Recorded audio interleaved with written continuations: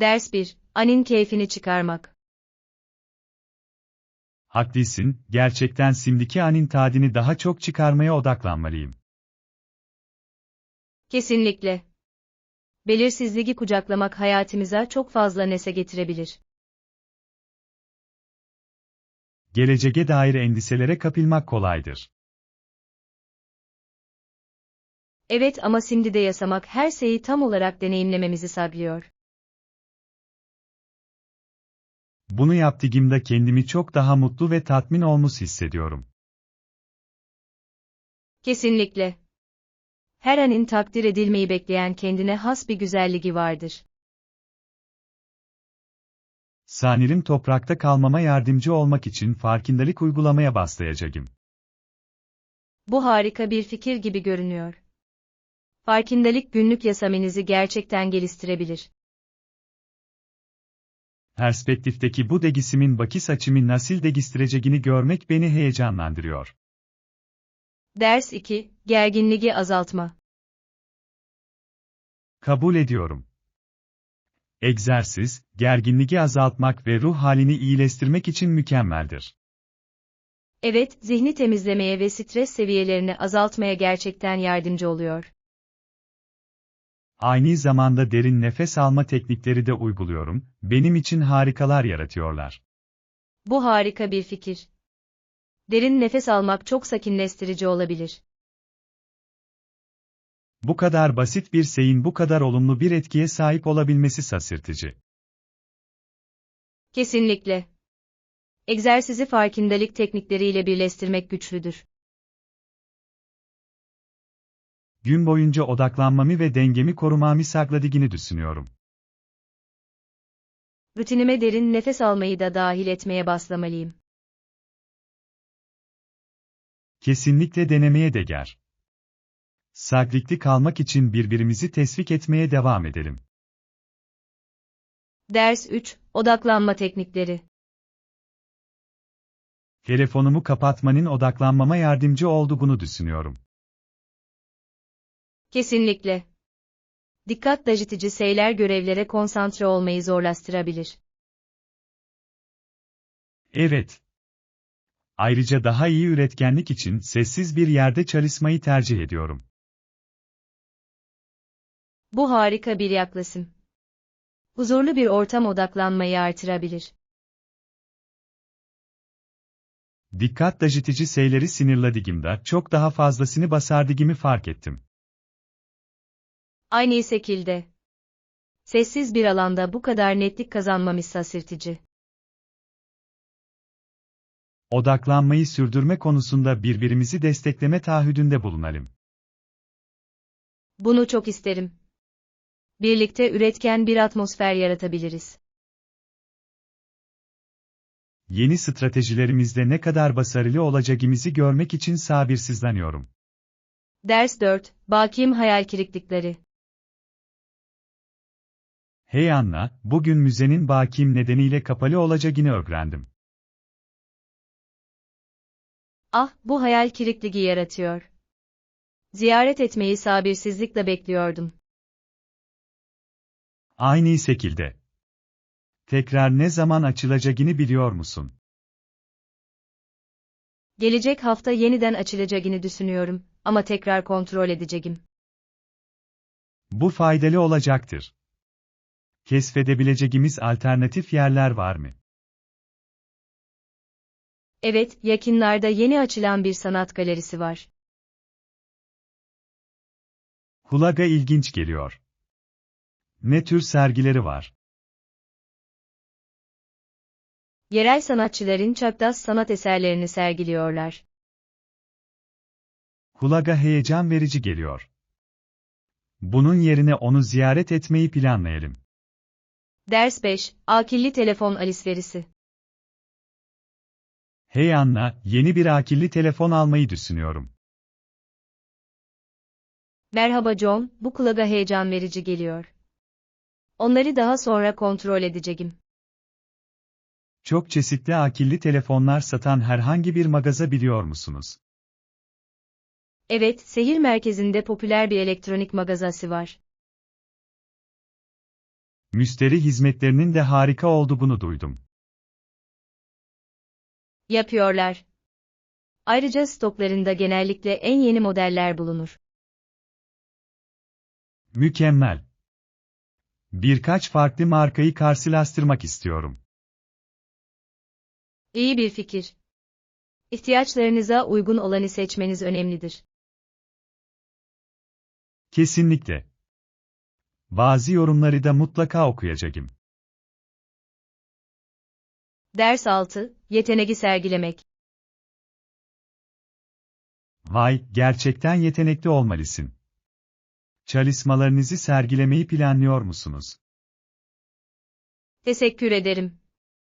Bazı eserlerimi yerel bir sergiye sokmayı düşünüyorum. Kulağa harika geliyor. Sanatınızı başkalarıyla paylaşmanın harika bir yolu. Evet. Başkalarına ilham vermek ve sanatçı arkadaşlarımla bağlantı kurmak istiyorum. Çalışmalarınızın daha geniş bir kitle tarafından görülmeyi hak ettiğine inanıyorum. Teşvikinizi takdir ediyorum. Bu adime atmak beni gerçekten motive ediyor. Kesinlikle peşinden koşmalısınız. Sanatın insanları bir araya getirmenin eşsiz bir yolu vardır. Kabul ediyorum.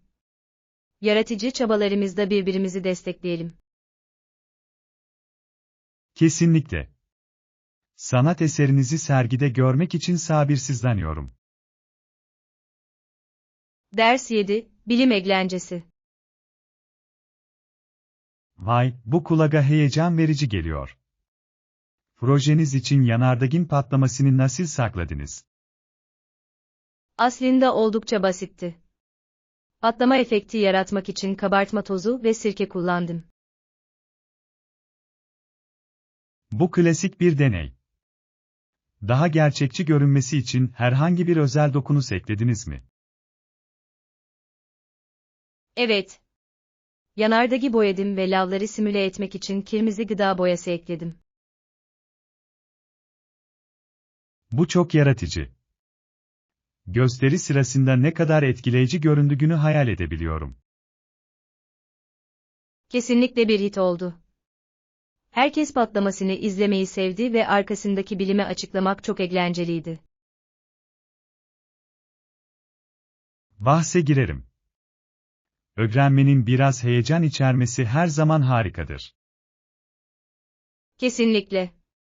Bunun gibi ilgi çekici projeler bilimi çok daha eğlenceli hale getiriyor. Kabul ediyorum. Yeni şeyler öğrenmeye ilgi uyandırmanın mükemmel bir yolu. Ders 8, tarihsel olaylar. İskoçyalıların 1745'te krala isyan ettiklerinde evlerini terk etmek zorunda kaldıklarını biliyor muydunuz? Evet, tarihte çok önemli bir dönem. Bagimsizlik mücadelesini öğrenmek her zaman büyüleyicidir. Kesinlikle. Eylemlerinin geleceği nasıl şekillendirdiğini görmek ilginç. Sak. Zorluklar karşısında gösterdikleri kararlılık gerçekten ilham verici. Gerçekten öyle.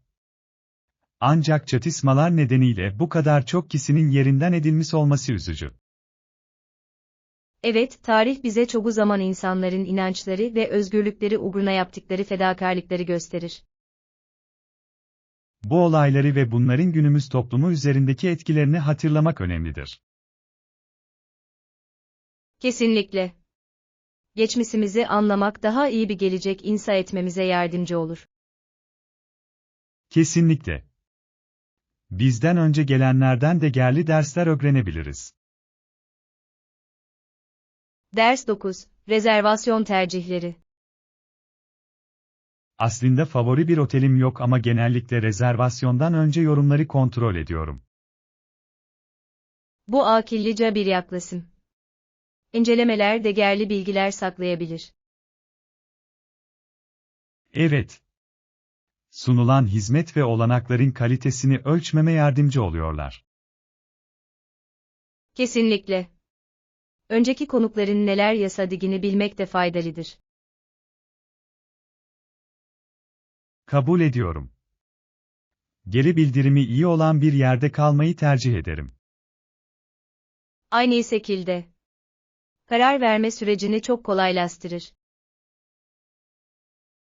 Ayrıca kahvaltı veya diğer ayrıcalıkları içeren yerleri aramayı seviyorum. Kesinlikle. Bu küçük ekstralar konaklamayı gerçekten iyileştirebilir. Bir sonraki seyahatimiz için bir otelde ne istediğimizin bir listesini yapalım. Ders 10, fırın tavası harikaları. Bu proje için tamamlamamız gereken belirli görevleri tartışabileceğimizi düşünüyorum. Evet, bu iyi bir fikir. Beklenen sonuçları açıkça tanımlamamız gerekiyor. Kesinlikle. Net bir plana sahip olmak, doğru yolda kalmamıza ve hedeflerimize ulaşmamıza yardımcı olacaktır. Kesinlikle. Ayrıca ekip arasında görevlerin etkili bir şekilde dağıtılmasına da yardımcı olur. Kesinlikle. Herkes sorumluluklarını bildiğinde iş akışı iyileşir.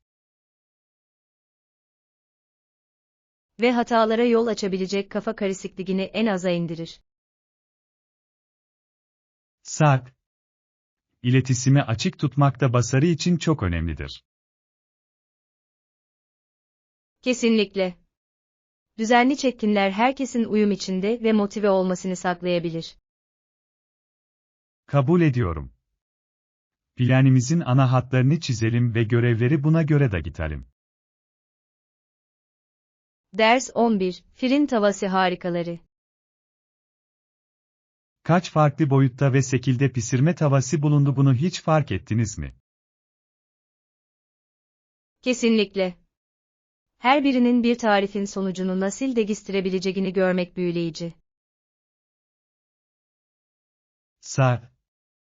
Mesela yuvarlak bir kek kalıbı yerine kare bir kek kalıbı kullanmak sunumda büyük bir fark yaratabilir. Malzemeleri de unutmayalım. Bazıları yapışmaz, bazıları ise cam veya metalden yapılmıştır. Kesinlikle. Her malzemenin pişirme sürelerini ve ısı dağılımını etkileyen kendine özgü özellikleri vardır. Favori tariflerimi nasıl etkilediklerini görmek için farklı tavalarla denemeler yapmayı seviyorum. Ben de.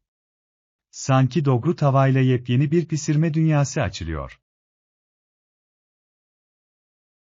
Ve basit bir değişikliğin bir yemeği nasıl olağanüstü bir şeye dönüştürebileceğini görmek çok eğlenceli. Üstelik onlar için alışveriş yapmak her zaman bir maceradır, aralarından seçim yapabileceğiniz o kadar çok şey var ki. Ders 12, şehir dönüşümleri. Bu şehir geçmişte suç, yoksulluk ve ırksal çatışma gibi zorluklarla karşı karşıya kaldı.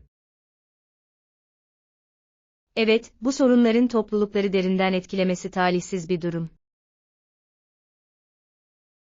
Ancak şehir son zamanlarda refaha kavuştu ve bu da umut verici bir işaret. Bunu duymak harika. Ekonomik büyüme yaşam kalitesinde iyileşmelere yol açabilir. Kesinlikle.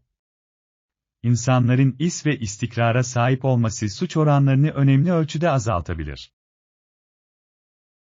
Evet, aynı zamanda bölge sakinleri arasında topluluk ve aidiyet duygusunu da geliştirebilir. Kesinlikle. Bu sorunları çözmek için çaba sarf edildiğini görmek cesaret verici. Kabul ediyorum. Olumlu değişim zaman alır ama gerçekleştiğinde kutlamaya değer. Evet, toplumda ilerleme ve kapsayıcılık için çabalamaya devam etmek önemlidir. Ders 13, fitikleri anlamak. Fitiklerin sıklıkla cerrahi işlemlerle onarıldığını biliyor muydunuz? Evet, karın duvarında yırtık veya zayıflık olduğunda fitik oluştuğunu okumuştum. Kesinlikle. Organların içeri girmesine izin verir, bu da oldukça rahatsız edici olabilir. Kulağa acı verici geliyor. Doktorlar ameliyat sırasında fitigi genellikle nasıl onarırlar? Bölgeyi güçlendirmek ve tekrar oluşmasını önlemek için genellikle file malzeme kullanırlar.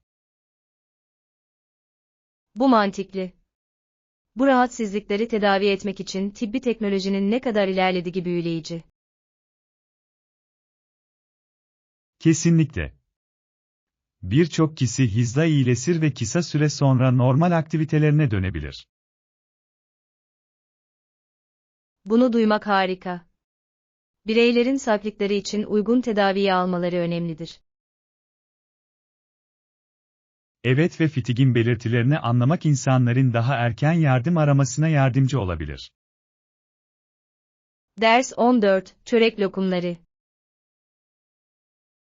Çöreklere açılan deliklerin bile nasıl ayrı ayrı satılabileceğini hiç düşündünüz mü? Evet. Bu küçük parçaların bir çeşit mini çörege dönüşmesi ilginç. Kesinlikle. Bunlara genellikle çörek delikleri denir ve bir o kadar da lezzetli olabilirler. Bunu seviyorum. Müşterilere daha fazla ikram sunarken israfı azaltmanın harika bir yoludur. Kesinlikle. Akilli pazarlamadır, insanlar farklı tatları ve boyutları denemekten hoşlanırlar. Evet, bu mini çörekler hızlı bir atıştırmalık veya tatlı için mükemmel olabilir. Kesinlikle. Fırıncıların ürünleriyle ne kadar yaratıcı olabileceklerini görmenin eğlenceli olduğunu düşünüyorum. Kesinlikle. Ayrıca menüye çeşitlilik katarak müşterilerin tekrar gelmelerini sağlar. Kabul ediyorum. Bir dahaki sefere normal donutlarımın yani sıra donut deliklerini de denemek zorunda kalacağım. Ders 15, Aile faaliyetleri. Pikniğe kaç yetişkin ve çocuk katılıyor? Eğlenceye 2 yetişkin ve bir çocuk gelecek. Güzel bir gruba benziyor. Herkesin bir arada olması harika olacak. Evet. Çocuklar toplantılara her zaman ayrı bir enerji katıyor, öyle değil mi?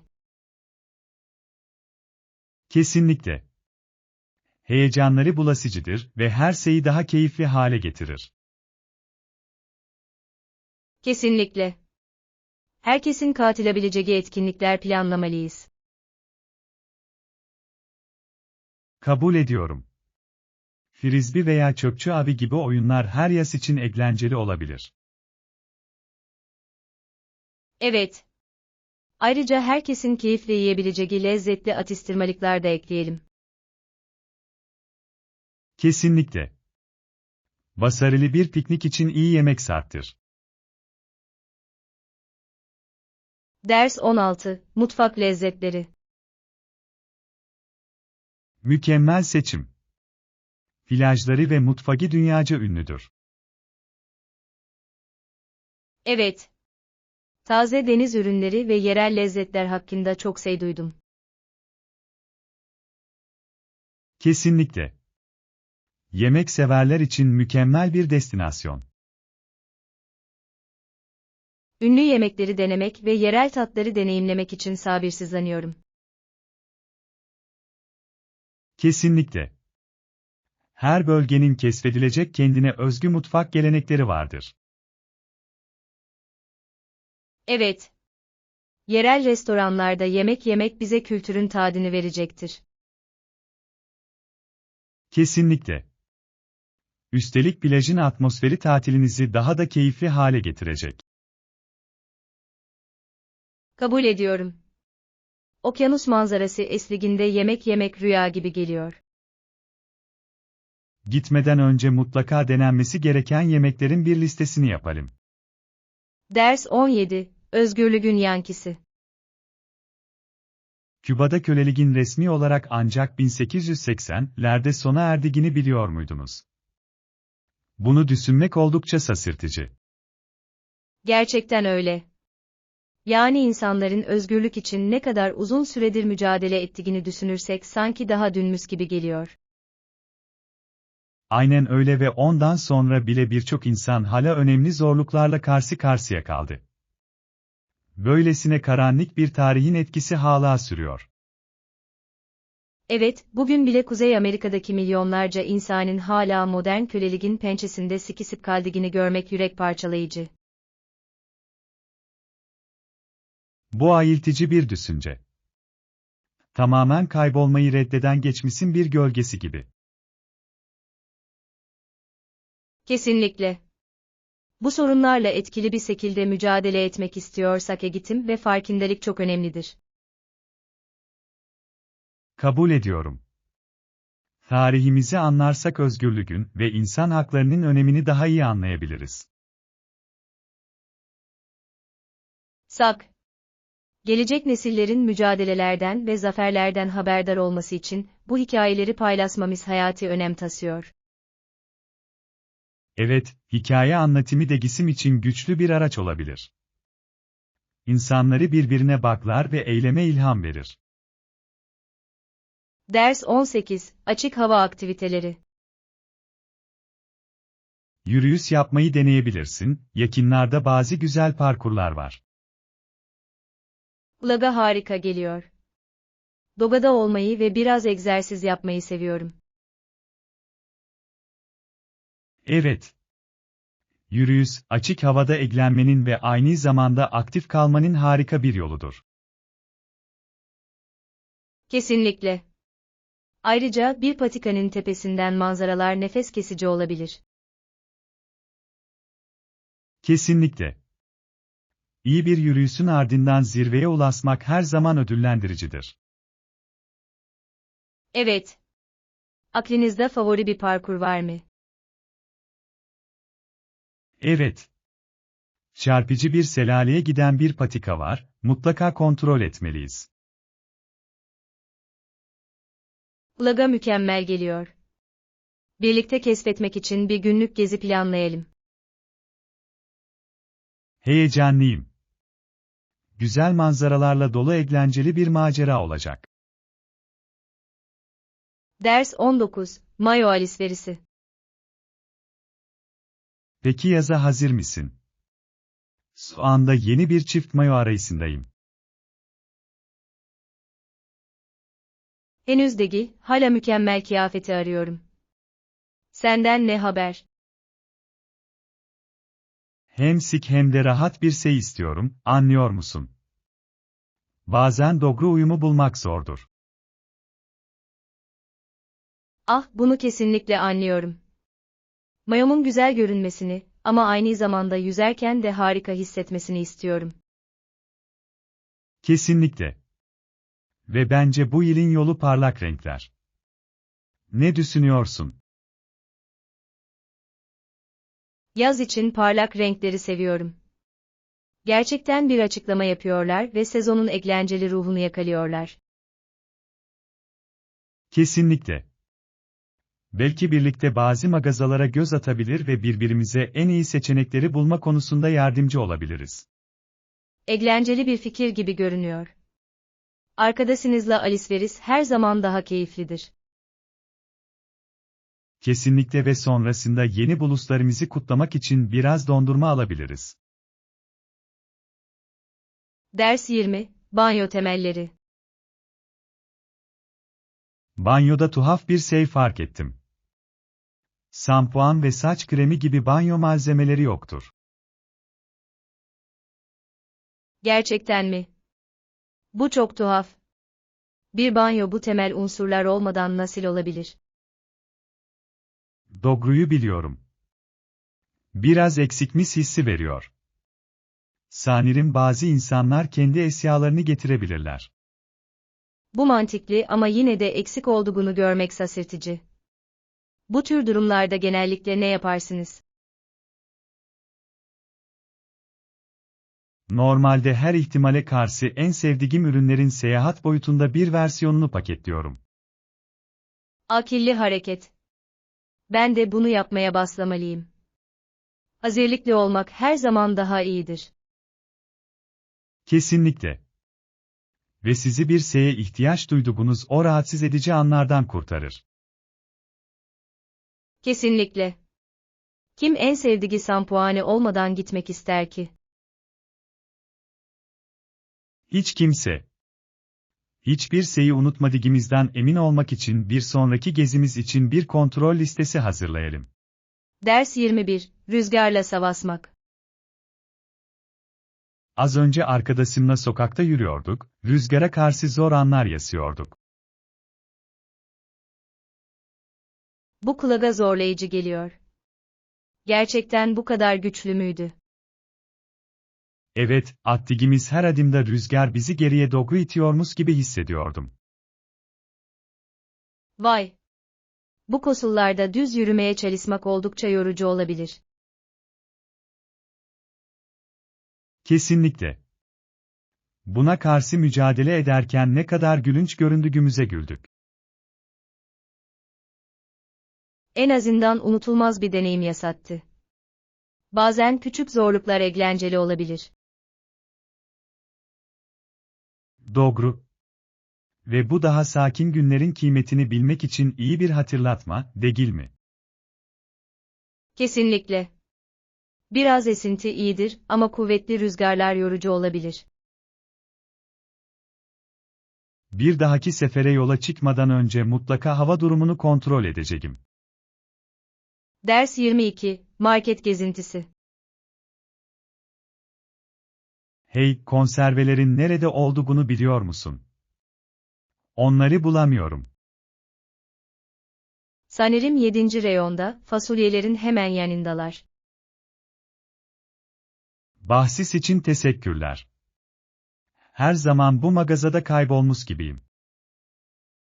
Özellikle göz atılacak bu kadar çok koridor varken, kafa karıştırıcı olabilir. Evet ve bazen işaretler de pek net olmuyor. Kesinlikle. Biraz daha netlik, alışveriş yapanlar için uzun bir yol kat edecektir. Kesinlikle. Genellikle ihtiyacım olanı bulana kadar etrafta dolaşırım. Bu çok baklaştırılabilir. Belki bir dahaki sefere bir alışveriş listesi hazırlamalıyız. Harika fikir. Bir liste kesinlikle odaklanmamızı sağlayacak ve zaman kazandıracaktır. Ders 23. Kültürel duyarlılık. Bir kültürde kaba görünen şeyin başka bir kültürde kabul edilebilir olabileceğini fark ettim. Bu çok ilginç bir gözlem. Kültürel farklılıklar oldukça derin olabilir. Evet ve yanlış anlaşılmaları önlemek için bu farklılıkların farkında olmak önemlidir. Kesinlikle. Bir kültürde küçük bir jest diğerinde rahatsız edici olabilir. Sak. Bu nedenle farklı kültürleri öğrenmek çok değerlidir. Kesinlikle. Daha iyi iletişim kurmamıza ve daha saygılı olmamıza yardımcı olur. Ayrıca zihnimizi yeni bakış açılarına ve düşünme biçimlerine açar. Kesinlikle. Kültürel nüansları tartışmayı seviyorum. Çok aydınlatıcı. Ben de. Özellikle seyahat ederken deneyimlerimizi zenginleştirir. Ders 24. Kalite güvencesi. Her türlü tahılın, meyvenin, sebzenin, yemisin ve hayvanın kalite açısından test edildiğini biliyor muydunuz? Gerçekten mi? Bu oldukça kapsamlı bir süreç. Nasıl çalışır? Tüketicilere ulaşmadan önce her şeyin güvenlik standartlarını karşılamasını saklarlar. Bu güven verici. Bizi koruyacak bir sistemin var olduğunu bilmek güzel. Evet. Kalite kontrolleri gıda tedarikimizin bütünlüğünün korunmasına yardımcı olur. Özellikle duyduğumuz tüm yiyecek hatırlamalarıyla birlikte bu mantıklı geliyor. Kesinlikle. Testler, sorunların ortaya çıkmadan önlenmesine yardımcı olur. Halk sağlığı ve güvenliği açısından da hayati önem taşıyor. Kesinlikle. Yiyeceklerimizin güvenli olmasını sağlamak için gösterilen çabayı takdir etmeliyiz. Ders 25, Yaratıcı depolama fikirleri. Kesinlikle. Saklama kutuları, raflar ve gizli saklama alanına sahip mobilyalar harika çözümlerdir. Evet. Alanı en üst düzeye çıkarırlar ve her şeyin düzenli ve erişilebilir kalmasına yardımcı olurlar. Depolama işlevi gören mobilyaları seviyorum, küçük yasam alanları için çok pratiktir. Kesinlikle. Aynı zamanda hem işlevsel hem de şık. Sak. Raflarla dikey alan kullanmak da bir odayı gerçekten açabilir. Evet. Zemini temiz tutarken ögeleri görüntülemenizi sağlar. Raflara dekoratif kutular eklemenin de görünümü güzelleştirebileceğini düşünüyorum. Bu harika bir fikir. İşleri düzenli tutarken kişilik katar. Kesinlikle. Farklı seçenekleri inceleyelim ve ihtiyaçlarımıza en uygun olanı görelim. Ders 26, İndirimli mağaza buluntuları. Evet, geçenlerde ben de bir indirim mağazasına gittim. Nasıl oldu? Orada fiyatların harika olabileceğini duydum. Fiyatlar harikaydı, ancak kıyafetler biraz etkilendi ya da ıskalandı. Anladım. Bazen de değerli taslar bulabilirsin, bazen de pek fazla bulamazsın. Kesinlikle. Birkaç güzel parça buldum ama bazıları beklentilerimi karşılamadı. İndirimli mağazalarda bu her zaman bir kumardır. Ancak tasarruf açısından buna değer olabilir. Doğru. Ayrıca, göz atmak ve hangi benzersiz ögeleri keşfedebileceğinizi görmek eğlencelidir. Kabul ediyorum. Gerçekten özel bir şeyi ne zaman bulacağınızı asla bilemezsiniz. Alışveriş yaparken biraz para biriktirmek her zaman güzeldir. Ders 27, Darwin'in gözlemleri. Darwin, Güney Amerika'ya yakın, Galapagos Adaları olarak bilinen bir yerde inanılmaz yaban hayatını gözlemledi. Evet, bu adalar onun evrim teorisinde çok önemli bir rol oynadı değil mi? Kesinlikle. Türlerin çevrelerine benzersiz şekillerde nasıl uyum sağladıklarını fark etti. Bu büyüleyici. Biyoçeşitliliğin önemini gerçekten vurguluyor. Kesinlikle. Farklı adalardaki türler arasındaki farklılıklar dikkat çekiciydi. Evet, doğal seçilimin anlaşılmasında çok önemli bir andı. Kesinlikle. Bu gözlemler bugün evrim hakkındaki düşüncelerimizi de değiştirdi. Tek bir yolculuğun bu kadar derin içgörülere yol açması şaşırtıcı. Kesinlikle. Galapagos Adaları bilim insanları için bir bilgi hazinesidir. Ders 28, Oda tercihleri. Eğer daha üst katı tercih ederseniz, size daha üst katta bir oda tahsis etmek için elimden geleni yapacağım. Kulağa harika geliyor.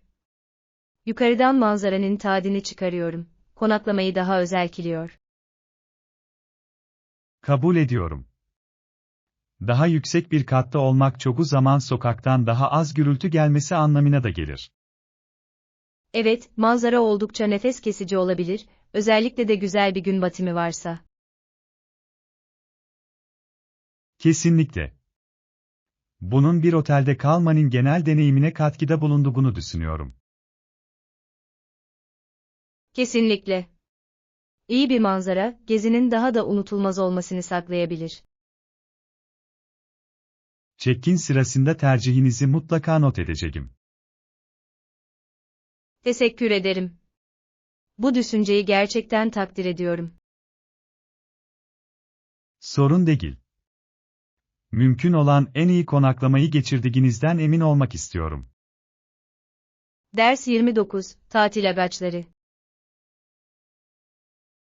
Gerçek çam ağaçları güzel kokar ancak kuruyup yangın çıkarmamasına dikkat etmelisiniz.